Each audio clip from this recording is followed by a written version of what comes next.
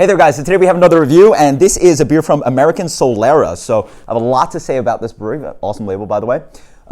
If you want to skip ahead, please do. So this is already one of the top rated breweries in the world according to Untappd, even though they just opened around mid-2016. And this is a new project from Chase Healy of Prairie Artisan Ales. He is hugely influential with his beer Prairie Bomb and just how successful Prairie is, and this is his new project.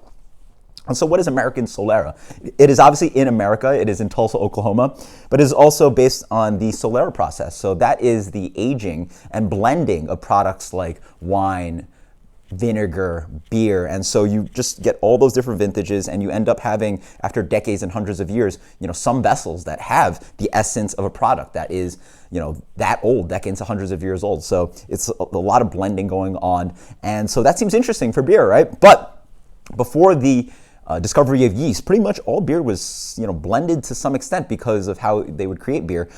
They would brew beer, throw it in oak vessels. It would get funky and tart from Brett, lactobacillus, and other bacteria. And then so in order to calm that, you would end up blending it with fresh beer that was a little bit more mild, a little bit more fruity, a little bit more pleasant to drink. And that would end up having your final product. So for hundreds of years, beer was a Solera product, and we're getting more breweries now bringing that back to the tradition of blending beer and wild yeast and bacteria and all that good stuff. So what we have here is Foeder Cerise. So Cerise being cherry, it's a cherry beer. It's a sour golden ale, aged on Montmorency cherries for 6 months. But it is also aged in a huge oak foeder. So an oak foeder is different from your wine or whiskey barrel. You've seen what that looks like. An oak foeder is much larger. We're talking about something that can hold up to, for this one, 30 barrels. So over 900 gallons of beer or whatever product. So oak foeders, let's dig into this beer. Real excited. It's actually the first time I'm having a beer from American Solera. So the beer comes in actually not that dark of a cherry color. It has this wonderful pink tinge to it. Looks a little bit like watermelon juice, if that's a thing, but with a little bit more red going on in there. Let's get the aroma on this one. So he's using mixed culture along with Brett. It has a little bit of funk to it. It's not that tart. But yeah, it's a combination of a familiar kind of funk quality, a little bit of, yeah, I mean, it's your like barnyardy, all those familiar adjectives, a little bit sock-like, a little bit of fruit character driving in the back. It smells awesome. Cheers. Very nice. Wow. So, interesting enough, on the website, he offers this note of cinnamon. There's no actual cinnamon added to this beer, but it has a really wonderful, warming, wintry cinnamon quality to it, and that matches quite well with this tart cherry flavor this beer has. So up front, you're attacked with a really delicious kind of cherry flavor. Again, it's not a very jammy beer. If you're looking for that, you're looking for the wrong beer. This one instead reminds me a little bit of that, cherry bite into that has a little bit of texture and a little bit of pop to it. It puckers a little bit. It's on the tart side, slightly unripened.